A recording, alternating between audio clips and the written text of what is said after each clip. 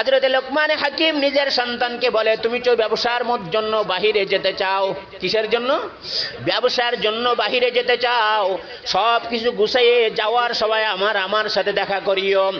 লোকমান হাকিম আলাইহিস সালামের পুত্র ব্যবসার জন্য সব কিছু রেডি করে আব্বার সাথে দেখা করার জন্য আসলো। আব্বা, এবার আমি বের হতে চাই। হযরত লোকমান হাকিম বললে, বাবা তুমি পূর্ব দিকে রওনা দেবে। পূর্ব দিকে কিছু দূর যাওয়ার পর একটা মরুভূমি দেখতে পাবে। মরুভূমির মাঝখানে যাওয়ার পরে তুমি দেখতে পাবে সুন্দর একটা কুয়া, তার পাশে বড় একটা বৃক্ষ রয়েছে, গাছ রয়েছে। ওই গাছের নিচে একজন দরবেশকেও তুমি পেতে পারো। তবে শোনো, তুমি বড় পিপাসিত থাকবে, ওই কুয়ার পানি তুমি পান করবে না। তুমি বড় ক্লান্ত থাকবে, ওই গাছের ছায়ায় তুমি বিশ্রাম করবে না। তবে দরবেশ যদি তোমাকে কোনো আদেশ করে, তুমি সে আদেশ পালন করবে। ওখান থেকে এবার তুমি উত্তর দিকে রওনা দিবে। উত্তর দিকে কিছু দূর যাওয়ার পর সুন্দর একটা গ্রাম তুমি দেখতে পাবে। ওই গ্রামে একজন বড়, ওই গ্রামের মানুষেরা আমাকে ভালো করেই চেনে। তুমি যখন তোমার পরিচয় দেবে, ওই গ্রামের মানুষ সবাই তোমাকে ভালোবাসবে, তো সবাই তোমাকে খেদমত করবে। ওই গ্রামে একজন সুন্দরী ধনবতী রূপবান মহিলা রয়েছে। ওই মহিলাকে তোমার সাথে বিবাহ দেওয়ার জন্য চাইবে।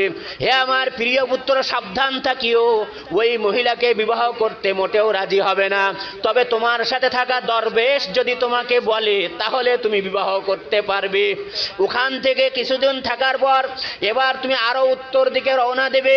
দেওয়ার পরে ওই একটা নতুন গ্রাম তুমি পাবে। সেই গ্রামে একজন ধনী ব্যক্তি রয়েছে, বড় ধনাঢ্যবান ব্যক্তি, যার নাম হলো উসাম। এই উসামের কাছে আমি অনেকগুলো অর্থ কড়ি পাবো, সেইগুলো তার কাছ থেকে নিয়ে তুমি আবার ফিরে চলে আসবে, আর সামনের দিকে যাবে না।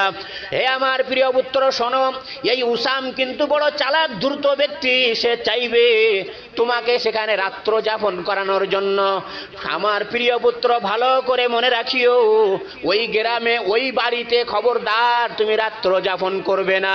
তবে তোমার সাথে থাকা ওই দরবেশ যদি তোমাকে রাত্র যাপন করতে বলে, তাহলে রাত্র যাপন করিও, অন্যথায় রাত্র যাপন করবে না।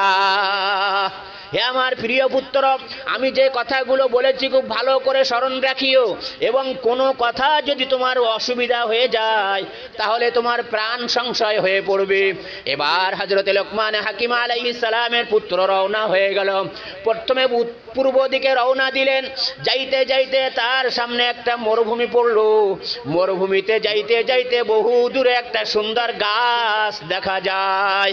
লোকমান হাকিম আলাইহিস সালামের পুত্রর মনে পড়লো, আমার আব্বাজান বলেছিলেন একটা গাছ পাওয়া যাবে, দেখি তো গাছের কিনারায় কুয়া আছে নাকি। যাইতে যাইতে পাশে যাইয়া দেখে, হ্যাঁ, গাছের কিনারায় সুন্দর একটা কুয়াও আছে। কুয়ার পানিগুলো বড় স্বচ্ছ পরিষ্কার। হযরত লোকমান হাকিমের পুত্র তখন বড় পিপাসিত ছিল। পিপাসায় কাতর ব্যক্তির সামনে পানি, অথচ কুয়ার ভিতরে তাকানোর সাথে সাথে তার মনে পড়ল, আব্বাজান বলেছিলেন ওই কূপের পানি তুমি পান করবে না। এত পিপাসিত থাকার পরেও পিতার নসিহত মানিয়া সে পানি না পান করিয়া এবার চিন্তা করলো, এত সুন্দর ছায়া, এই ছায়ায় একটু বিশ্রাম করি। সাথে সাথে আব্বার কথা স্মরণ পড়ল, আব্বাজান বলেছিলেন ওই গাছের নিচে তুমি বিশ্রাম করবে না। যদি তুমি ওই গাছের নিচে বিশ্রাম করো, তোমার প্রাণ সংশয় ঘটতে পারে। আব্বাজান এটাও বলেছিলেন গাছের নিচে একজন দরবেশ থাকতে পারে। এবার লোকমান হাকিম আলাইহিস সালামের পুত্র দেখে গাছের অপর পৃষ্ঠায়, অপর দিকে একজন দরবেশ ব্যক্তি বসা। চক্ষু বন্ধ করে তিনি মোরাকাবা করে যাচ্ছেন। না গাছের দিকে তার কোনো খেয়াল আছে, না কূপের দিকে কোনো খেয়াল আছে, না লোকমান হাকিমের পুত্র এসেছে সেদিকে তার কোনো খেয়াল আছে। লোকমান হাকিম আলাইহিস সালামের পুত্র এবার আবার ওখান থেকে রওনা দিলেন। আব্বাজান বলেছিলেন পানিও পান করা যাবে না, গাছের নিচে বিশ্রামও করা যাবে না। এবার ওখান থেকে উত্তর দিকে এবার রওনা দিলেন। উত্তর দিকে কিছু দূর যাওয়ার সাথে সাথে পিছন দিক থেকে দরবেশ ডাক দিয়ে বলো, আল্লাহর বান্দা এদিকে এসো, কোথায় যাও? তুমি তো বড় ক্লান্ত, বড় পিপাসিত। বলে, হ্যাঁ চাচা, আমি বড় পিপাসিত, বড় ক্লান্ত। বলে, তাহলে আসো, এখানে কূপের পানি পান করলে না কেন? গাছের ছায়ায় একটু বিশ্রাম করলে না কেন? তখন তিনি ডাক দিয়ে বলে, আমার আব্বাজান নিষেধ করেছিলেন এই গাছের নিচে বিশ্রাম করতে, আমার আব্বাজান নিষেধ করেছিলেন এই কূপের পানি পান করতে। বলে, এদিকে আসো, এদিকে আসো। তোমার আব্বাজান কি আর কিছু বলেছিলেন নাকি? বলে, হ্যাঁ, আমার আব্বাজান বলেছিলেন গাছের নিচে যদি কোনো দরবেশ ব্যক্তিকে পাও, তিনি যে কথা বলে সেটা তুমি মানিয়ে নিও। বলে তোমার আব্বাজান যদি তাই বলে থাকে, আমি বলছি তুমি এখানে বিশ্রাম করো, আমার কাছে পানি আছে, সে পানি তুমি পান করো। এবার লোকমান হাকিম আলাইহিস সালামের পুত্র গাছের নিচে বিশ্রামের জন্য শুয়ে পড়লেন। শীঘ্রই ঘুম এসে গেল।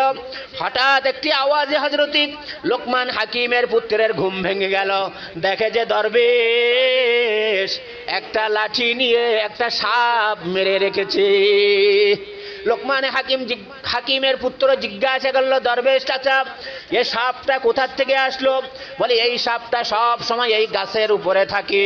যখন কোনো ভালো মানুষ এই গাছের নিচে বিশ্রাম করে, ভালো মানুষদেরকে বাঁচিয়া বাঁচিয়া এই সাপ তাদেরকে দংশন করে, তারা মৃত্যুবরণ করে। বলে চাচাজি, এই কুয়ার পানি পান করতে আব্বাজান কেন নিষেধ করেছিলেন? বলি এই কুয়ার মধ্যে সাপের বিষ রয়েছে, যারাই এই কুয়ার পানি একবার পান করেছে তারাই মৃত্যুর কোলে ঢলে পড়েছে। আহ ও চাচাজি, এই সাপ এখানে থাকতো, এটা কি আপনি আগের থেকে জানতেন নাকি? বলে হ্যাঁ, আমার আল্লাহ পাক আগের থেকে জানাই দিয়েছিলেন একজন পুত্র তার পিতার বাধ্যগত সন্তান এখানে আসবে, হে দরবেশ তুমি তাকে হেফাজত করবে। লা ইলাহা ইল্লাল্লাহু মুহাম্মাদুর রাসূলুল্লাহ। এবার দরবেশ পুত্রকে বলল, তুমি যদি এবার যেতে চাও যেতে পারো। দরবেশ ডেকে বলে, তুমি যদি আমাকে তোমার সাথে নিতে চাও তাও নিতে পারো। বলে চাচাজি, আপনি যদি আমার সাথে থাকেন আমার জন্য বড় ভালো হবে। বলে ঠিক আছে চলো, তোমার আব্বার কথা অনুযায়ী এবার উত্তর দিকে চলো।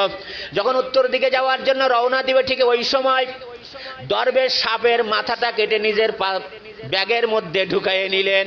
জিজ্ঞাসা করলেন, চাচাজি সাপের মাথা দিয়ে কি হবে? সাপের মাথা কেটে কেন নিলেন? আল্লাহু আকবার। শায়েখ শেখ সাদি রহমাতুল্লাহি আলাইহি তার বিশ্ববিখ্যাত গ্রন্থ গুলিস্তান নামক কিতাবের মধ্যে লিখেছেন, দাস্তা বকারায়দ গরচে সেরে মার বাসদ, জিনিস রেখে দাও কাজে লাগবে যদিও সেটা সাপের মাথা হয়। এই কথাটা, এই গুলিস্তার এই কথাটা এই ঘটনার সাথে একেবারে পরিপূর্ণ মিলে যায়। দরবেশ সাপের মাথাটা কেটে নিয়ে বলল, রেখে দেই, হয়তো কাজেও লাগতে পারে। এবার তারা দুইজন একসাথে উত্তর দিকে রওনা দিতে কিছু দূর যেতে না যেতেই সেই সুন্দর গ্রামে যাইয়া তারা উপস্থিত হলো। সুন্দর গ্রামের মানুষেরা যখন জানল হযরত লোকমান হাকিম আলাইহিস সালামের সন্তান এসেছে, সবাই এসে সন্তানকে বড় আদর আপ্যায়ন করলো, আহ্বান করলো, যত্ন খাতির করতে লাগলো। একদিন দুই দিন যাওয়ার পর গ্রামের একজন মানুষ এসে বলল, ও লোকমান হাকিমের পুত্র, তোমার আব্বাকে আমি বড় ভালোবাসি, তুমি আমাকে তোমার আব্বার ছোট ভাই মনে করতে পারো, আমাকে তোমার আপন চাচার মতো মনে করতে পারো। আমি তোমাকে একটা কথা বলতে চাই, সেটা হলো আমাদের এই গ্রামে একজন বড় সুন্দরী মহিলা আছে, তার অনেক সম্পদ রয়েছে, জ্ঞানে গুণে তার মতো দ্বিতীয় কোনো নারী এই গ্রামের মধ্যে নাই। যুবতী মেয়ে, আমি চাই তুমি তাকে বিবাহ করো।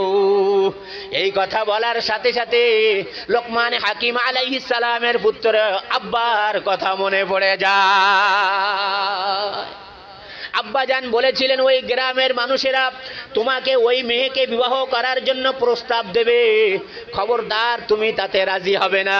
একজন মহিলার মধ্যে চারটা গুণ থাকে, মানুষ যখন কোনো মেয়েকে বিবাহ করতে যায় চারটা গুণ দেখে। কয়টা? قال النبي صلى الله عليه وسلم تنكح المرأة لأربع لمالها ولحسبها ولجمالها ولدينها। চারটা গুণে গুণান্বিত হয় একজন নারী। তার মধ্যে একটা গুণ হলো লিমালিহা, সম্পদশালী হওয়া, ওয়ালি হাসাবিহা, দ্বিতীয় নম্বর গুণ হলো বংশধর হওয়া, তৃতীয় নম্বর গুণ হলো সুন্দরী হওয়া, চতুর্থ নম্বর গুণ হলো দিনদার হওয়া। কি হওয়া? দিনদার হওয়া। আমাদের এই দেশের খ্রিস্টান যারা আছে, এরা খ্রিস্টানরা অর্থ সম্পদ ছাড়া বিবাহ করে না, আর হিন্দুরা জাত ছাড়া বিবাহ করে না। কি ছাড়া? আর ইহুদিরা মাল ছাড়া বিবাহ করে না। হ্যাঁ, তাহলে قال النبي صلى الله عليه وسلم تنكح المرأة لأربع لمالها এক নম্বরে মাল ওয়ালি হাসাবিহা দুই নম্বরে বংশ ওয়ালি জামালিহা তিন নম্বরে হলো সুন্দর চার নাম্বার হলো ওয়ালি দীনিহা দিনদার বলে এই তিনটা একটা নিয়ে গেল ইহুদিরা আরেকটা নিয়ে গেল খ্রিস্টানেরা আরেকটা নিয়ে গেল হিন্দুরা রয়ে গেল চতুর্থ নম্বরটা এবার রাসূল করিম সাল্লাল্লাহু আলাইহি ওয়াসাল্লাম ডাক দিয়ে বলে আমার উম্মতেরা শোনো ফাজফার বিজাতিদ্দিন তুমি যদি দুনিয়াতে শান্তি চাও তুমি যদি দুনিয়াকে তোমার ঘরকে জান্নাত বানাইতে চাও তুমি যদি দুনিয়াতে ভালোভাবে জিন্দেগি যাপন করতে চাও ওই তিনটা আগে দেখবে না আগে তুমি দেখবে ফাজফার বিজাতিদ্দিন তুমি যদি একজন দিনদার মহিলাকে বিবাহ করো তাহলে তুমি ইহকাল এবং পরকাল উভয় কালে শান্তি পেয়ে যাবে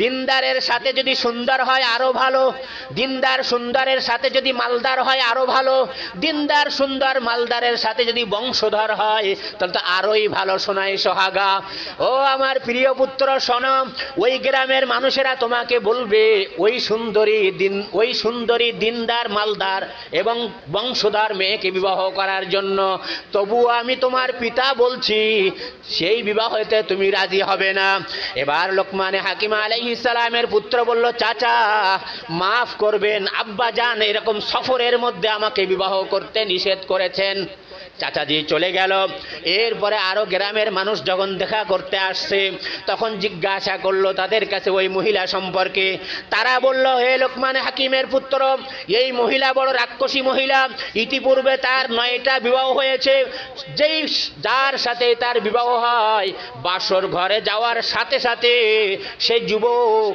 মারা যায় ওই স্ত্রীর কাছ পর্যন্ত যে যেতেই পারে না ওই মেয়েকে জিজ্ঞাসা করলে সেও বলতে পারে না কিসের জন্য মারা গেছে আমরা তোমার আব্বাকে বড় ভালোবাসি সেই সূত্রে তোমাকেও আমরা বড় ভালোবাসি খবরদার তুমি ওই মেয়েকে বিবাহ করতে মোটেও রাজি হবে না ওই মেয়েকে এলাকার মানুষেরা রাক্ষসী কন্যা বলে উপাধি দিয়েছে একে একে 9টা স্বামী সে খেয়ে ফেলেছে কয়টা 9টা তামাশা গাহে আলম রুয়ে তু আয় তামাশা গাহে আলম রুয়ে তু কুজা বাহরে তামাশা মিরবি এই কথাগুলো একের পর শুনতে শুনতে এই পুত্র বড় ঘাবড়ে গেল ঠিক এই মুহূর্তে দরবেশ এসে হাজির দরবেশ ডাক দিয়ে বলে বাবা কি চিন্তা করো বলে ওই মেয়ের প্রস্তাব নিয়ে আসছিল একজন চাচা আর এনারা সেই মেয়ে সম্পর্কে এই কথা বলেছে আমার আব্বা জানো নিষেধ করেছিলেন আমিও এই বিবাহতে রাজি নই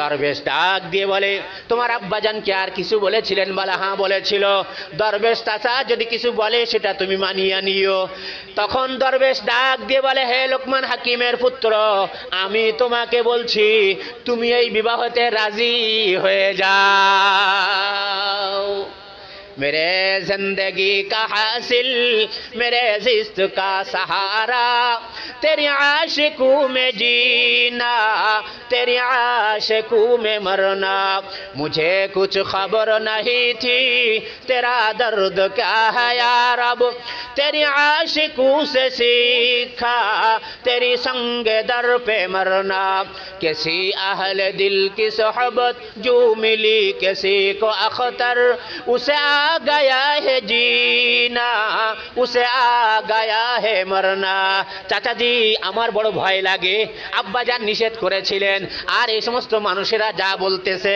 বল তোমার আব্বাজান তো বলেছিলেন দরবেশ যা বলে তা মানিয়ে নিও বলে হ্যাঁ বলেছিলেন তবুও তো ভয় লাগে বলে কোনো ভয় নাই কোনো চিন্তা নাই আল্লাহ পাক যাদের সাথে আছে তাদের কোনো ভয় নাই ওয়া মাইয়াত্তাকিল্লাহ ইয়াজআল লাহু মাখরাজা ويرزقه من حيث لا يحتسب